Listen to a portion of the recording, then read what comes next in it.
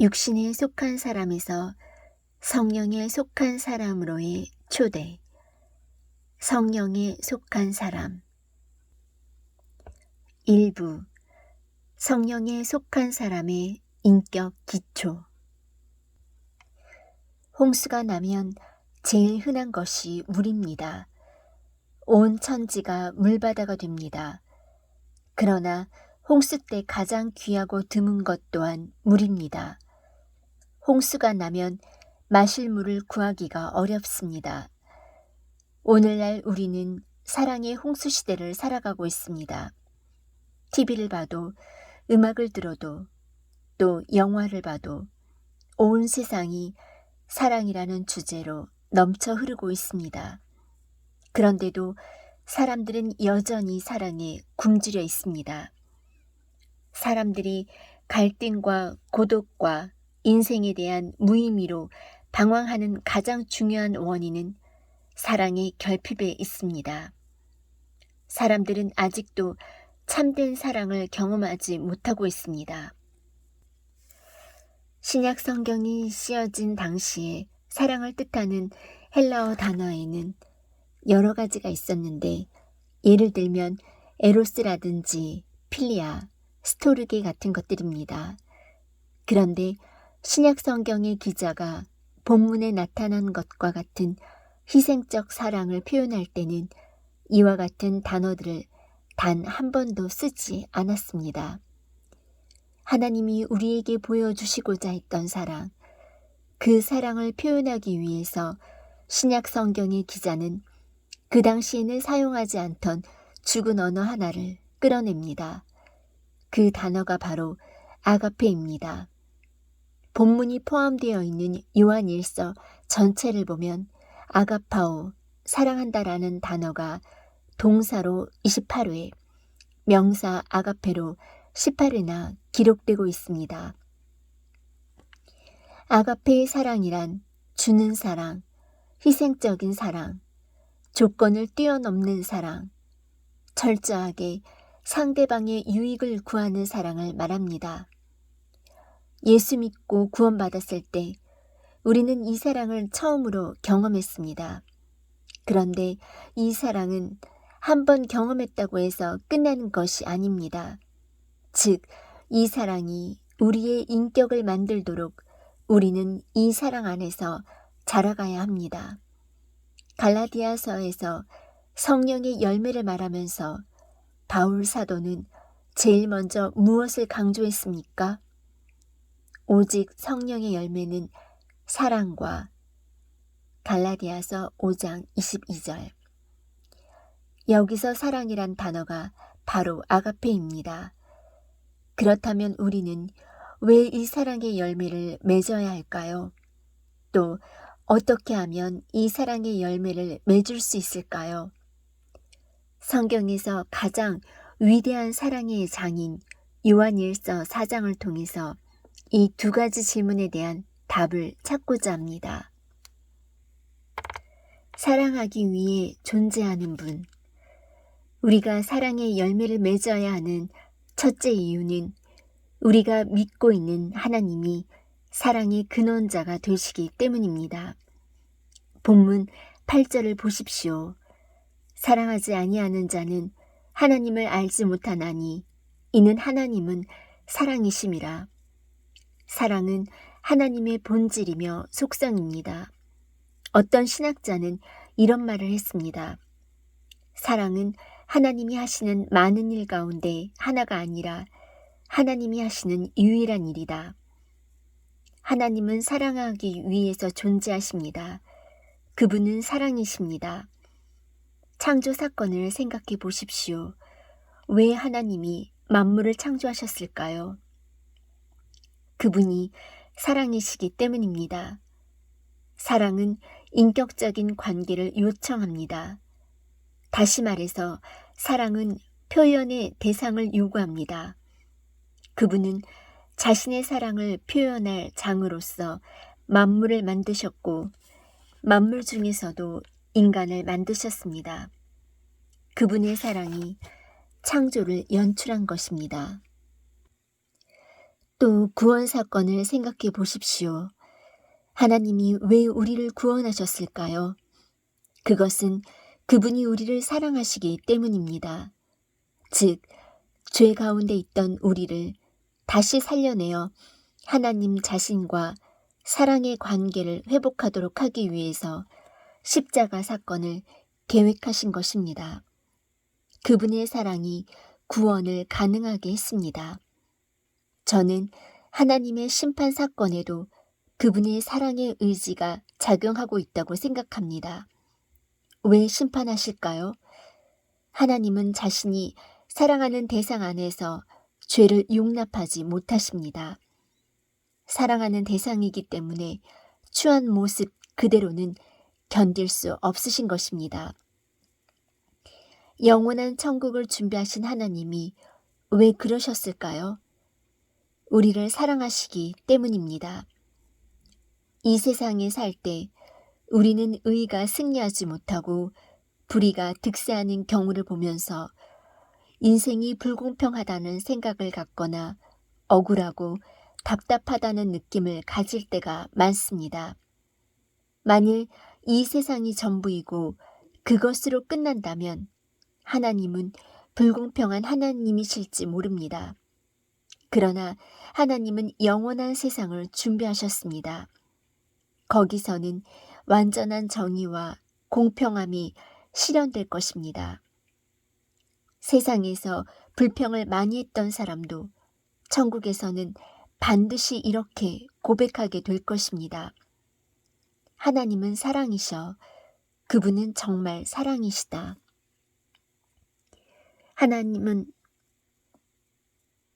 당신은 하나님이 사랑이라고 믿습니까? 그렇다면 사랑이신 하나님의 자녀인 우리는 마땅히 사랑의 열매를 맺어야 할 것입니다. 믿는 자의 배지. 우리가 사랑의 열매를 맺어야 할 둘째 이유는 우리가 믿고 있는 예수 그리스도가 사랑의 계시자이기 때문입니다. 그분은 사랑을 나타내 보여주신 분입니다. 본문 9절을 보십시오. 하나님의 사랑이 우리에게 이렇게 나타난 바 되었으니 하나님이 자기의 독생자를 세상에 보내심은 저로 말미암아 우리를 살리려 하심이니라. 하나님의 사랑이 이렇게 우리에게 나타났습니다. 그래서 우리가 참된 사랑을 보고 경험했습니다. 하나님은 우리를 구원하기 위해서 하나밖에 없는 아들 예수 그리스도를 이 땅에 보내주셨습니다. 그리고 십자가에 죽게 하셨습니다. 이것이 어찌 된 사랑일까요?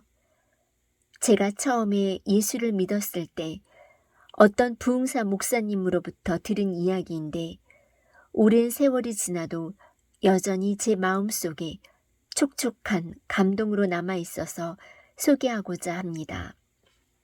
어느 날 목사님 두 분이 만났습니다. 한 목사님은 아들이 5이고 다른 목사님은 딸 하나밖에 없었습니다. 대화를 하다가 딸 하나밖에 없는 목사님이 친구 목사님에게 자네는 아들이 5이나 되니까 하나는 내게 양자로 주지? 라고 농담 반 진담 반으로 말했습니다. 그러자 이 목사님이 무심결에 그렇지 뭐 하고 대답을 했다고 합니다. 그러나 집에 가서 그 이야기를 꺼내놓고는 사모님께 얼마나 야단을 맞았을까요?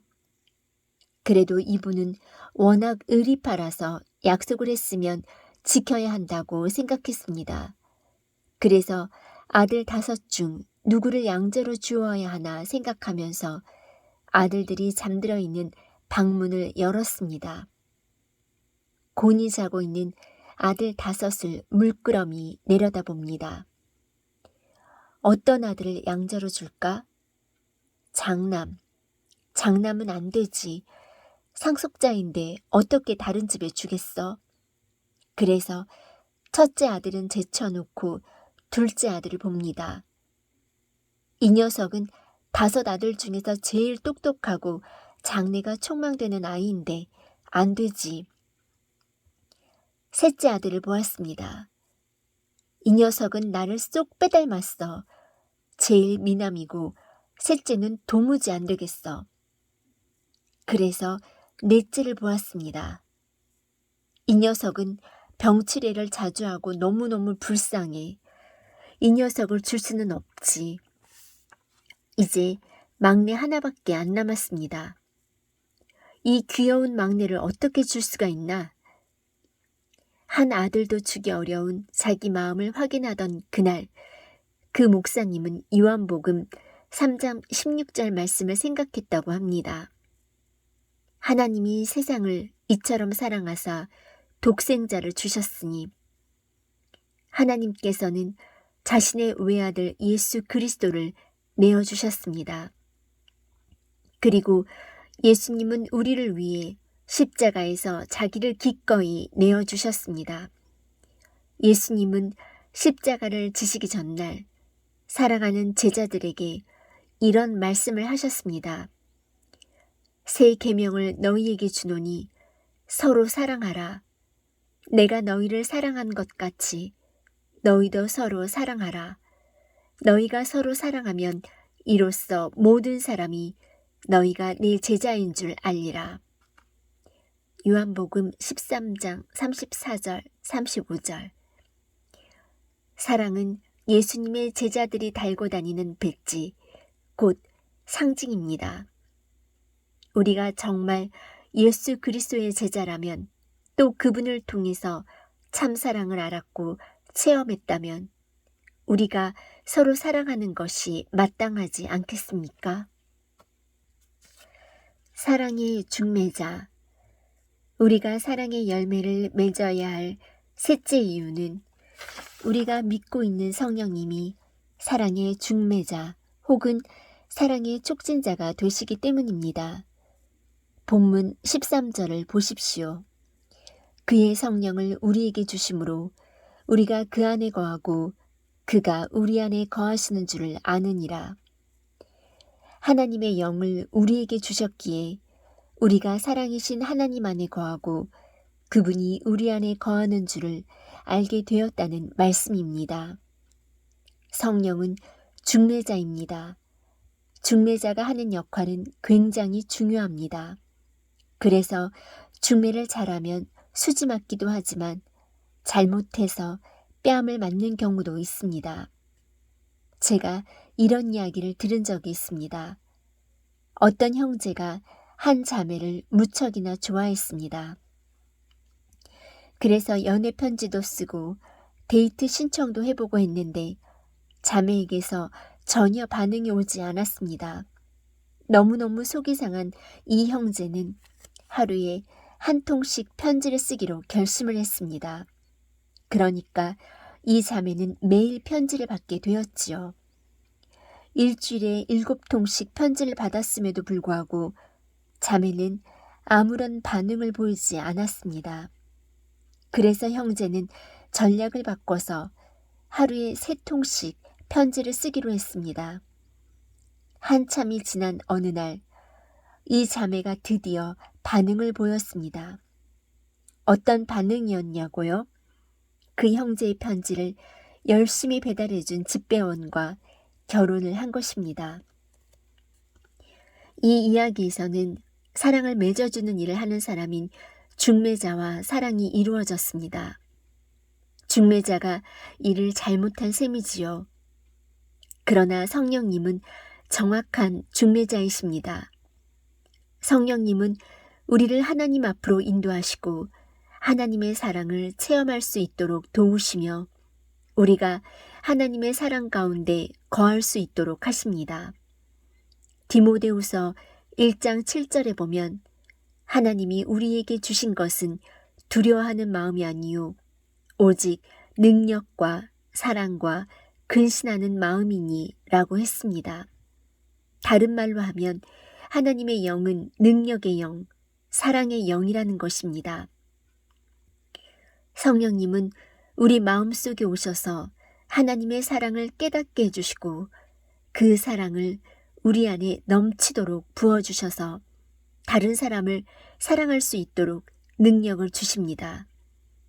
이 성령의 역사가 우리 안에 있다면, 그리고 그분이 지금도 나에게 사랑을 촉진하고 계시다면 우리가 이웃을 사랑할 수 없다는 것은 핑계에 불과합니다.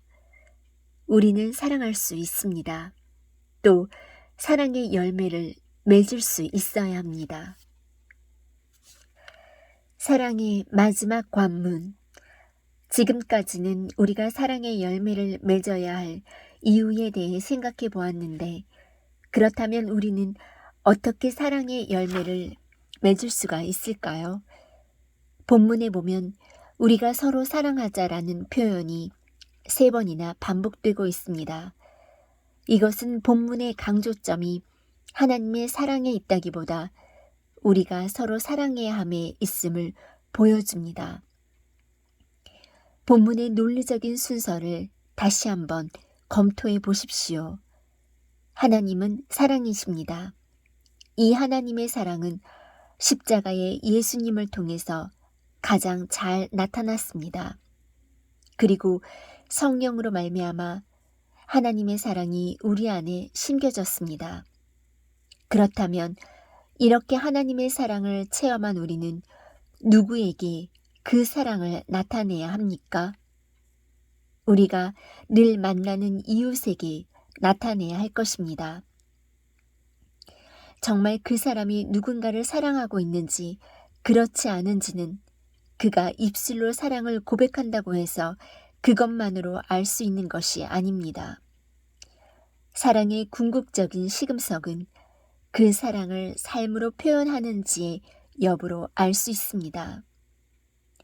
요한일서 4장 마지막 절인 21절에서도 이렇게 말씀합니다. 우리가 이 계명을 주께 받았나니 하나님을 사랑하는 자는 또한 그 형제를 사랑할지니라. 이것이 결론입니다. 하나님을 사랑한다면, 또 하나님의 사랑을 체험했다면 우리는 내 주변에 있는 구체적인 이웃을 사랑해야 합니다. 그것이 사랑의 열매입니다. 사랑받는 자답게 살기. 여기서 한 가지 의문이 생깁니다. 왜 사랑을 이웃에게 표현하는 것이 잘 안 될까요? 저는 우리에게 다음에 2가지 의식이 결핍되어 있어서 그렇다고 생각합니다. 바로 신분의식과 순종의식이 그것입니다. 신분의식이라는 말은 자신이 어떤 존재인지, 어떤 신분인지 명확하게 알고 있다는 뜻입니다. 우리의 신분이 무엇입니까? 다름 아닌 하나님의 자녀입니다. 하나님은 어떤 하나님이십니까? 하나님은 사랑이십니다.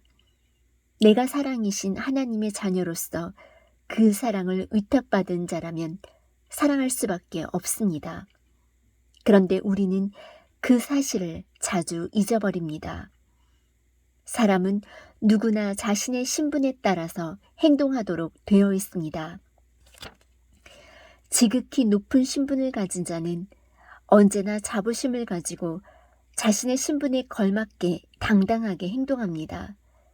반면에 자신의 신분이 지극히 초라하고 보잘것없다는 인식을 갖고 있는 사람은 어디를 가도 기가 죽고 의기소침해집니다. 신분이 그 사람의 행동을 좌우합니다. 그러므로 우리의 신분, 하나님의 자녀라는 신분은 굉장히 중요한 것입니다. 본문이 시작되는 7절을 다시 한번 보십시오. 사랑하는 자들아, 우리가 서로 사랑하자. 사랑은 하나님께 속한 것이니 사랑하는 자마다 하나님께로 나서 하나님을 알고, 우리가 사랑하고 있다는 것이 하나님께로부터 태어났다는 증거라는 말씀입니다. 신분에 관련된 재미있는 이야기 하나를 소개합니다. 중동 지방의 어느 나라 왕자가 중한 병이 들었습니다. 그 나라에서는 어느 누구도 왕자의 병을 치료할 수가 없었습니다. 그래서 왕자는 미국으로 치료를 받으러 갔습니다. 결국 왕자는 미국의 어느 유명한 의사에게 수술을 받고 병이 깨끗이 나았습니다. 그런데 이 왕자를 수술한 의사에게 한 가지 고민이 생겼습니다. 한 나라의 왕자를 수술하고 치료한 것은 굉장한 자랑거리이지만 도대체 왕자에게 수술비를 얼마나 청구해야 하는지 판단이 잘 서지 않았기 때문입니다. 왕자님한테 돈을 받을 필요가 있나? 1,000달러 받고 말자고 생각했는데 옆에 있던 동료들은 1,000달러가 돈이냐? 기본적인 의료수당, 수술수당을 전부 합하여 5,000달러는 받아야 한다 고 말합니다. 또 어떤 사람은 중동의 왕자가 얼마나 부자인데 겨우 그 정도 받느냐면서 5만 달러는 받아야 한다고 합니다. 고민 끝에 이 의사는 자기가 출석하는 교회 목사님께 전화를 했습니다. 그 목사님이 중동에서 선교사로 일하다 온 분이기 때문에 중동의 문화를 잘 아실 것 같아 조언을 구한 것입니다. 의사의 이야기를 다 들은 목사님이 이렇게 말씀하셨다고 합니다. 중동 왕실의 왕자들은 프라이드가 굉장합니다. 그들은 신분을 아주 중요시합니다. 그러니까 액수를 적은 청구서를 보내지 마시고 빈 청구서 아래에다 왕자님의 신분에 합당하게 지불하시기 바랍니다. 라고 적어서 보내십시오. 의사는 목사님이 가르쳐 주신 대로 했습니다. 그랬더니 왕자가 7만 5천 달러를 보내왔다고 합니다. 의사는 너무 흥분해서 당장 목사님께 전화를 했습니다. 목사님 말씀이 맞네요. 이분이 7만 5천 달러를 보냈습니다. 목사님도 반가워하시면서 할렐루야 잘 됐습니다. 다음 주일에 봅시다. 그러시더랍니다. 의사는 목사님과 만나서 그 재미있는 이야기를 나누고 싶어서 기분 좋게 주일을 기다리고 있는데 토요일에 목사님으로부터 편지를 한 통 받게 되었습니다. 뜯어보니 거기에는 감사헌금 봉투가 들어있었습니다. 그리고 짧은 글이 적힌 편지 한 장이 들어있었는데 거기에는 이렇게 쓰여 있었다고 합니다. 형제여, 당신은 하나님의 아들입니다. 하나님의 아들의 신분에 합당하도록 감사헌금을 내십시오. 우리 신분은 참 중요합니다. 나는 사랑이신 하나님의 자녀다. 사랑받는 자답게 살아야지 라고 생각할 때 사랑의 열매를 맺을 수 있습니다. 그 신분을 망각하지 마십시오. 순종하는 것이 마땅한데 사랑의 열매를 맺는데 꼭 필요한 또 하나의 의식이 순종의식이라고 했습니다. 이것은 하나님의 말씀대로 살아야겠다는 의지를 의미합니다. 왜 순종의식이 중요합니까? 요한일서 4장 21절을 다시 한번 보십시오. 우리가 이 계명을 주께 받았나니 그 형제를 사랑할지니라. 형제를 사랑하는 것이 계명이라고 말합니다. 주님이 우리에게 많은 교훈을 주셨지만 그 중에서 가장 중요한 계명은 사랑하라는 것입니다. 명령은 순종을 요구합니다. 정말 하나님의 자녀라면 순종하는 것이 마땅하지 않겠습니까? 하나님의 말씀대로 살겠다는 의식이 우리를 지배하고 있을 때 우리는 사랑의 열매를 맺을 수 있습니다. 본문 11절을 다시 한번 보십시오. 사랑하는 자들아, 하나님이 이같이 우리를 사랑하셨은즉 우리도 서로 사랑하는 것이 마땅하도다. 마지막에 마땅하도다라고 했는데 아주 중요한 말입니다. 영어 성경을 보니까 without love 라고 되어 있는데 out는 must라는 조동사보다 더 강한 의미를 갖고 있습니다. 우리는 반드시 사랑해야 한다. 사랑하지 않으면 안 된다.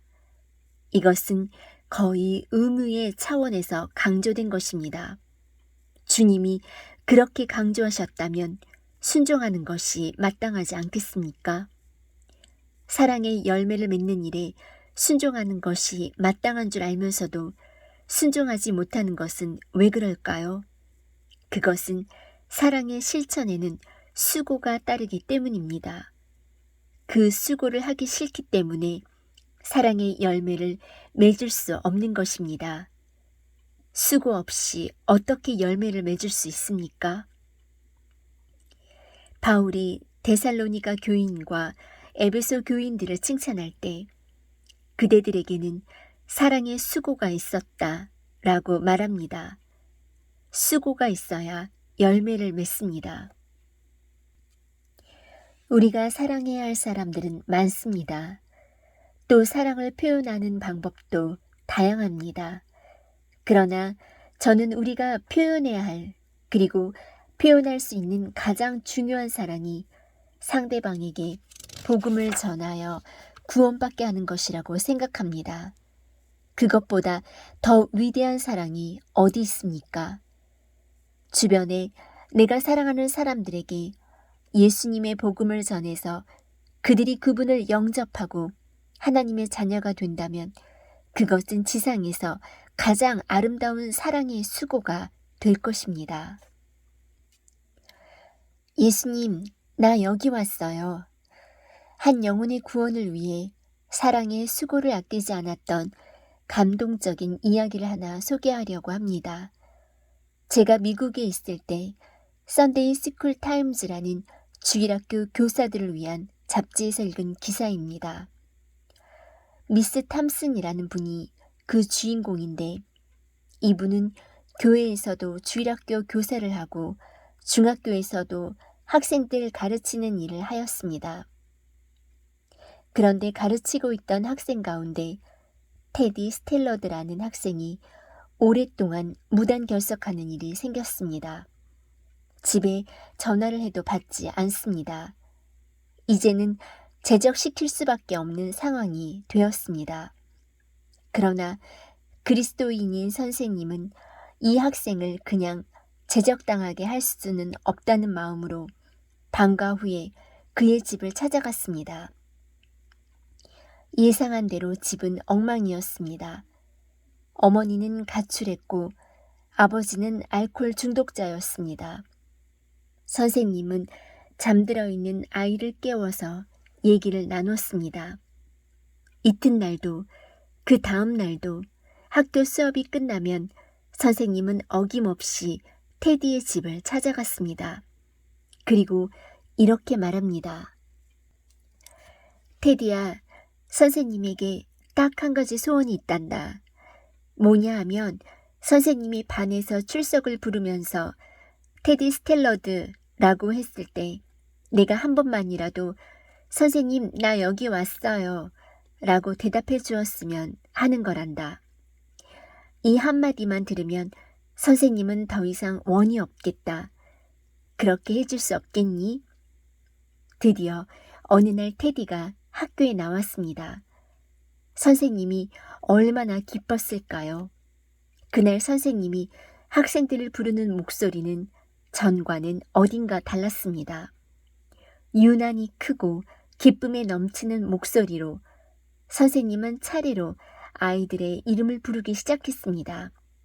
바비, 탐, 메리, 테디 했더니 테디가 뒤에서 아주 어색한 표정으로 선생님, 나 여기 왔어요 라고 대답합니다. 선생님은 눈물을 흘렸습니다. 얼마나 기뻤는지. 그런데 며칠 후 테디의 모습이 또 보이지 않았습니다. 선생님은 그 학생의 집을 다시 찾아가 보았습니다. 그러나 테디는 집에 없었습니다. 아버지의 말로는 병원에 갔다고 합니다. 병원에 가서 알아보니 테디는 뇌암이어서 살아날 희망이 없다는 판정을 받고 입원해 있었습니다. 이제 선생님은 학교가 끝나면 병원에 들르는 일이 일과가 되었습니다. 날마다 병원을 찾아갑니다. 오늘도, 내일도, 모레도. 그러자 테디가 이렇게 말합니다. 선생님, 저는 제 병을 알아요. 저는 다시는 학교에 갈 수 없을 거예요. 선생님은 그때 이런 말을 했다고 합니다. 그래, 너는 학교에 다시 올 수 없을지 몰라. 그러나 천국에 갈 수 있어. 천국에는 예수님이 계시는데 그 예수님이 사람들의 이름을 부른단다. 선생님에게 간절한 소원이 한 가지 있는데 천국에서 예수님이 내 이름을 부를 때 내가 예수님, 나 여기 왔어요 라고 대답할 수 있었으면 하는 거야. 그러니까 테디가 선생님, 저는 예수님을 잘 몰라요 라고 합니다.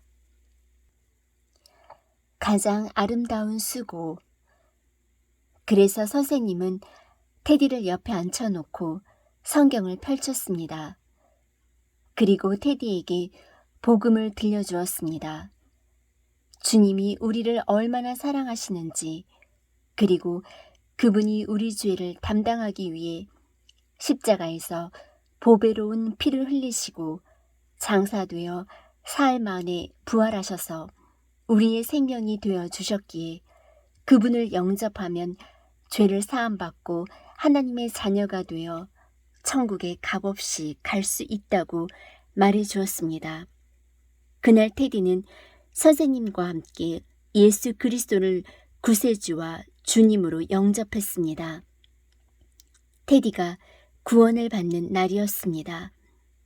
그리고 얼마 후 탐슨 선생님이 학교에서 수업을 진행하고 있는데 테디 아빠에게서 전화가 왔습니다. 테디가 마지막을 맞이하고 있다면서 빨리 와달라는 전화였습니다. 선생님은 모든 것을 제쳐두고 병원으로 달려갔습니다. 알코올 중독자 아빠가 거기 있었습니다. 집 나갔던 엄마도 있었고 형제들도 있었습니다. 선생님은 조용히 다가가 테디의 손을 잡았습니다. 거의 의식이 없던 테디가 어느 한순간 갑자기 눈을 뜹니다. 그리고는 힘없이 입술을 움직이면서 작은 소리로 이렇게 말합니다. 사랑하는 예수님, 나 여기 왔어요. 내가 사랑하는 사람이 예수 믿고 구원받아 하나님 나라의 백성이 될 수 있도록 함으로써 주님께 한 영혼의 아름다운 열매를 돌려드리는 일. 세상에 이 수고보다 더 아름다운 수고가 어디 있습니까? 당신은 지상에서 가장 아름다운 이 사랑의 수고를 할 준비가 되어 있습니까? 2장. 희락의 열매는 고통에도 불구하고 맺혀진다. 하나님과 주 예수 그리스도의 종 야고보는 흩어져 있는 12지파에게 문안하노라. 내 형제들아, 너희가 여러 가지 시험을 만나거든 온전히 기쁘게 여기라. 이는 너희 믿음의 시련이 인내를 만들어내는 줄 너희가 알미라. 인내를 온전히 이루라. 이는 너희로 온전하고 구비하여 조금도 부족함이 없게 하려 함이라.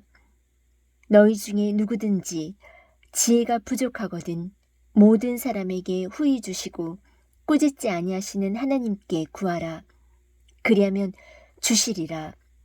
오직 믿음으로 구하고 조금도 의심하지 말라.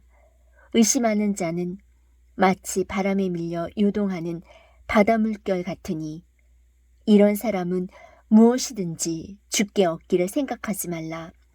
두 마음을 품어 모든 일에 정함이 없는 자로다. 야고보서 1장 1절에서 8절. 저는 골프를 치지 않는 김대중 대통령께서 얼마 전 골프의 보편화와 생활화를 시다라는 내용을 TV 뉴스를 통해 접한 일이 있습니다. 아마도 박세리나 슈퍼땅콩 김영 같은 여류 골퍼들의 활약이 이런 사회적 변화를 유도한 것이 아닌가 생각합니다. 저는 골프에 대해서는 문외한입니다. 다른 일 때문에 골프장 근처에 가본 일은 있지만 직접 골프 경기를 해본 적은 없습니다. 그래도 가끔 골프 게임이 방영될 때면 시청을 하곤 합니다. 예전에는 골프라고 하면 끝없이 펼쳐진 초원에서 골프채를 들고 왔다 갔다 하면서 공을 치는 스트레스라고는 전혀 없는 아주 낭만적인 게임이라고 생각했습니다. 그런데 골프 게임을 가만히 관찰해 보니까 골프 선수들도 스트레스가 많겠다는 생각이 들었습니다.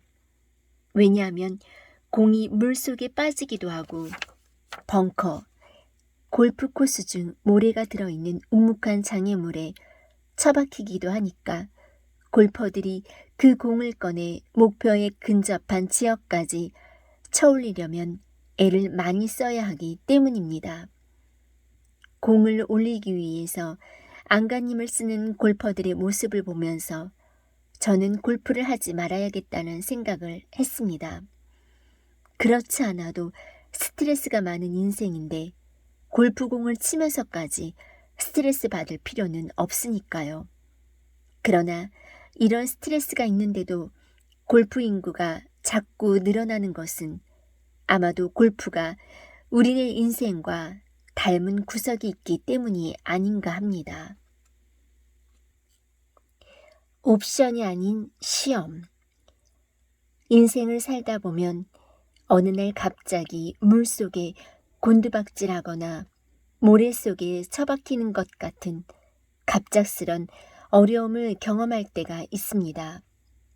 2절에 보면 내 형제들아 너희가 여러 가지 시험을 만나거든 온전히 기쁘게 여기라고 합니다. 여기서 여러 가지라는 말은 여러 색깔의 다양한 종류의라는 뜻입니다.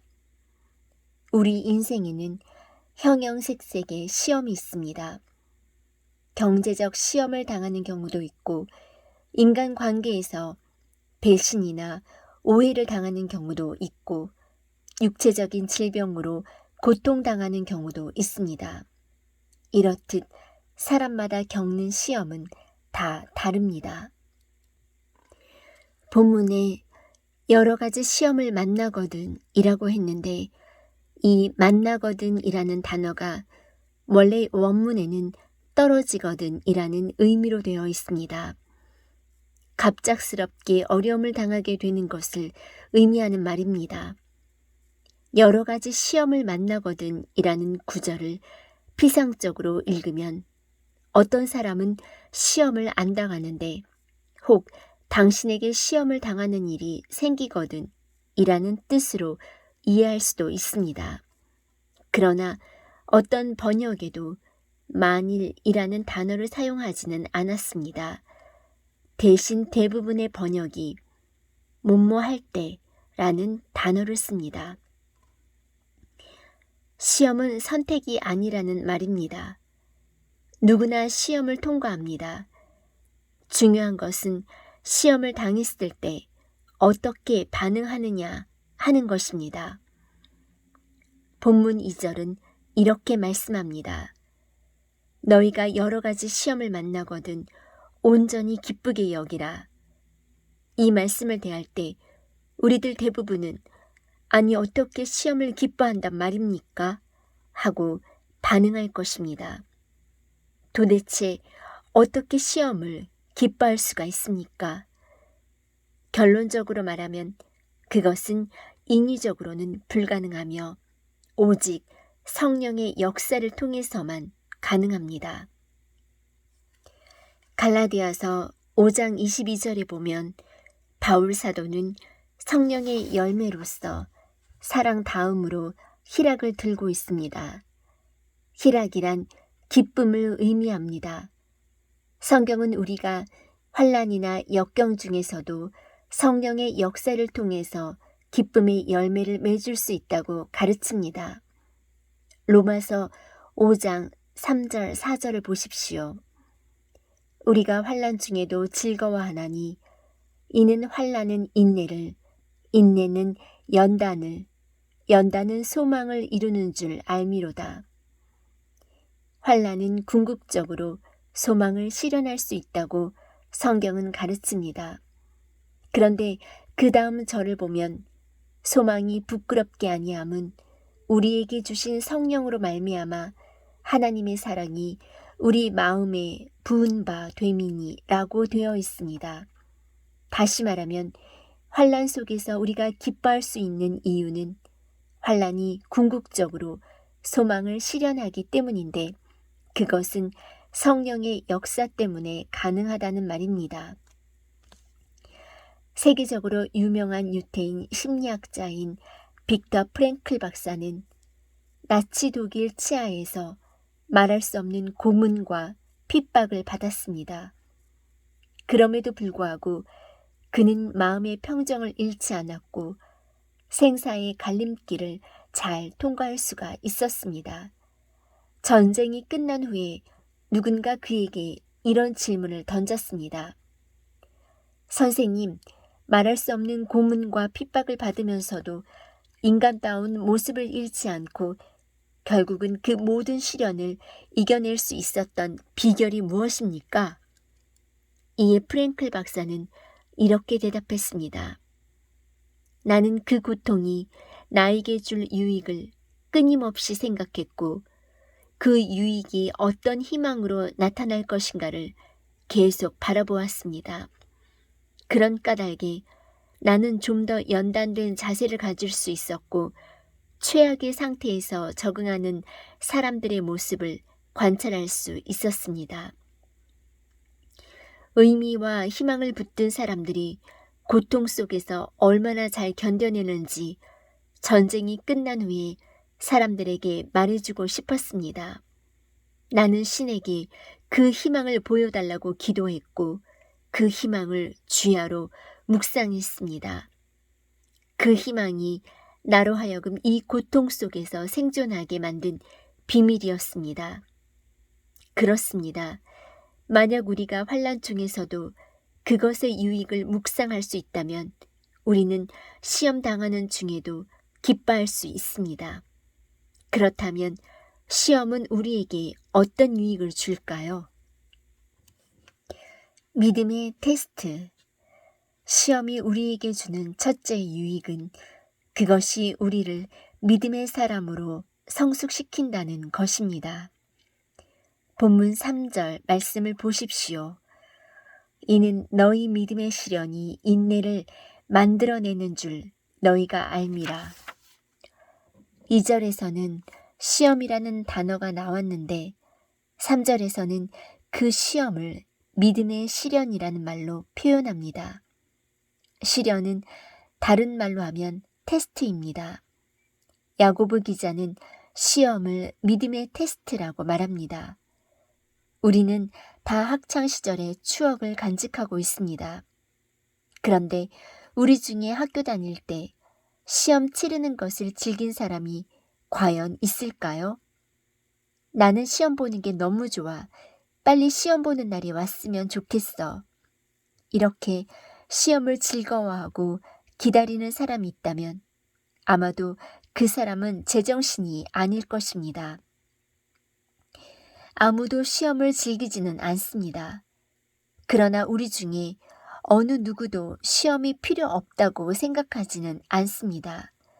왜 그렇습니까? 시험을 치름으로써 자신의 실력을 객관적으로 평가하고 분석하게 되고 약한 부분을 보충함으로써 실력을 향상시킬 수 있기 때문입니다. 믿음의 테스트를 받을 때도 마찬가지 결과가 나타납니다. 즉, 우리의 연약함이 드러나고 결국은 믿음의 실력이 향상됩니다. 우리가 예수 믿고 하나님의 자녀가 되었을 때 하나님은 한 가지 선물을 주시는데 그 선물이 바로 믿음입니다. 에베소서 2장 8절에 너희가 그 은혜를 인하여 믿음으로 말미암아 구원을 얻었나니 이것이 너희에게서 난 것이 아니요 하나님의 선물이라고 했습니다.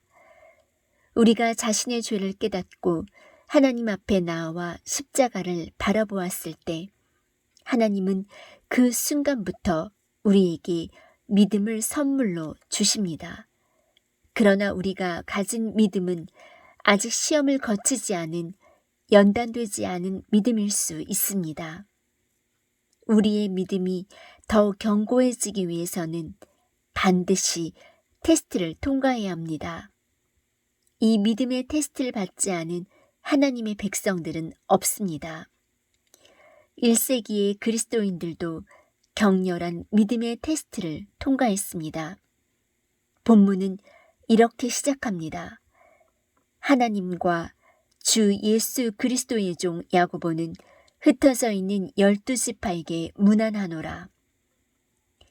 이스라엘 백성들에 대한 별명 가운데 하나가 흩어진 백성들, 디아스포라이라는 것입니다. 그러나 디아스포라란 단순히 이스라엘 백성들이 지리적으로 여러 나라에 흩어져 살게 되었다는 평면적인 의미만은 아닙니다. 그들은 고난 때문에 흩어진 것입니다. 그리고 흩어져서 고난을 받았습니다. 흩어진 백성들이란 고난받는 백성들이라는 의미입니다. 야고보는 고난받는 백성들에게 이 편지를 쓴다고 했습니다. 신약의 서신서를 연구해보면 야고보서와 매우 비슷한 구조를 시작하는 서신서가 하나 있는데 바로 베드로전서입니다. 우선 첫머리가 비슷합니다. 여기 야고보서 1장 1절에서는 흩어져 있는 12지파에게 문안하노라고 했는데 베드로전서 1장 1절도 흩어진 나그네에게 편지한다고 쓰여져 있습니다. 또 베드로전서 1장 7절을 보면 너희 믿음의 시련이 불로 연단하여도 없어질 금보다 더 귀하여 예수 그리스도에 나타나실 때에 칭찬과 영광과 존귀를 얻게 하려 함이라고 했는데 본문 3절에 나오는 믿음의 시련이라는 말이 똑같이 나옵니다. 믿음의 테스트를 받는 것은 마치 금이 불을 통과하는 것과 같습니다. 금은 불을 통과하면서 더 순수한 금이 됩니다. 우리의 인생도 믿음의 테스트를 통과하면서 그 신앙이 더 순수하고 보배롭게 자라갑니다. 강한 신앙의 사람으로. 그러면 성경 인물 중에서 믿음의 테스트를 받은 사람을 생각해 보십시오. 누가 제일 먼저 떠오릅니까? 우선 믿음의 조상인 아브라함 할아버지를 생각해 보겠습니다.